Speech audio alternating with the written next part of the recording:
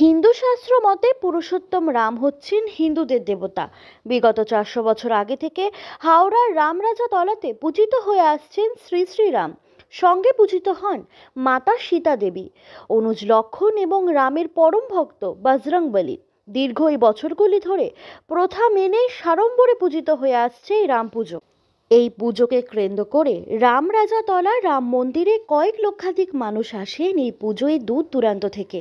এই পুজোকে কেন্দ্র করে রামরাজাতলার এই মন্দির চত্বর জুড়ে বসে হরেক রকম দোকানপাট, তৈরি হয় একটি মেলার পরিবেশ। আজ থেকেই মেলা চলবে প্রায় 3 মাস। এই 3 মাস হাওড়া সিটি পুলিশের নজরদারি থাকবে এই অঞ্চলগুলিতে। মুড়ে ফেলা হয়েছে এই অঞ্চলগুলি সিসিটিভি ক্যামেরায়, যাতে কোনো রকম অপ্রীতিকর ঘটনা না ঘটে রাম পুজো উপলক্ষে।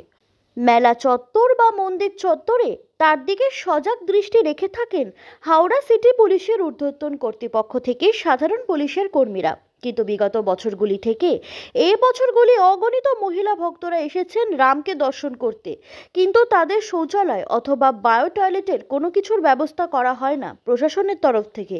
এই বিষয় নিয়ে মহিলা ভক্তদের মধ্যে আক্ষেপ থেকে যায় যে তারা এত দূর দূরান্ত থেকে আসেন, অথচ ভোর 3টে থেকে পুজো শুরু হয়, সারা দিন ধরে চলে পুজো অর্চনা, কিন্তু এই সমস্যার সম্মুখীন হয় মহিলা ভক্তদের। তাই তারা হাওড়ার প্রশাসনের কাছে অনুরোধ করেছেন যেন তাদের দিকে তাকিয়ে বায়ো টয়লেট এবং শৌচাগার তৈরি করা হয় আগামী বছরে। Bureau report, Falakata Times.